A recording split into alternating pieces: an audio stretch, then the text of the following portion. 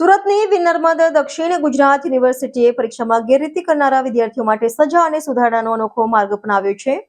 હાલ યુનિવર્સિટી દ્વારા કોપી કેસમાં પકડાયેલા 89 વિદ્યાર્થીઓને આકરો 2 લાખનો દંડ ફટકારવામાં આવ્યો છે. હવે કોપી કરનાર આવા વિદ્યાર્થીઓના ભવિષ્યના જીવનમાં નૈતિક મૂલ્યોનું સિંચન થાય તે હેતુથી શ્રીમદ ભગવદ્ ગીતા અર્પણ કરવામાં આવશે. વિનર્મદ દક્ષિણ ગુજરાત યુનિવર્સિટી દ્વારા પરીક્ષામાં ગેરરીતિ કરનાર વિદ્યાર્થીઓ માટે સજા અને સુધારણાનો અનોખો માર્ગ અપનાવવામાં આવ્યો છે.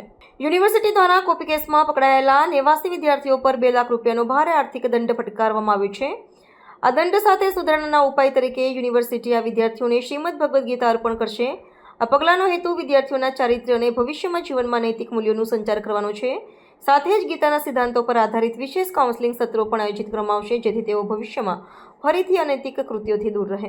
આપણી વિનર્મદ દક્ષિણ ગુજરાત યુનિવર્સિટીમાં ઓક્ટોબર અને નવેમ્બર દરમિયાન 1,25,000 કરતાં વધારે વિદ્યાર્થીઓ જ્યારે પરીક્ષા આપી રહ્યા છે, ત્યારે તેઓના 250 કરતાં વધારે કેન્દ્રો પર મળીને પ્રથમ તબક્કામાં 89 જેટલા વિદ્યાર્થીઓ જે છે તે વિવિધ પ્રકારની ગેરરીતિ જે કે કાપડી લાવી ઇલેક્ટ્રોનિક ગેઝેટ તેમાં પકડાયા, તેનું કાલે સાંભળવામાં આવ્યા હતા.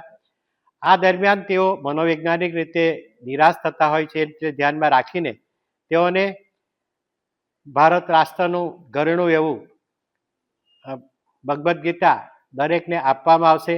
તેનું કાઉન્સેલિંગ કરવામાં આવશે, જેથી તેઓ સ્વસ્થ મને પોતાની લાગણી એ સમિતિ સમક્ષ રજૂ કરી શકે અને ભવિષ્યમાં એમાંથી પોતાનું જ્ઞાન ઉપાર્જન કરીને એ ભવિષ્યને ગેરરીતિ ન કરે, એને માટેનો આ એક વિનમ્ર પ્રયાસ છે.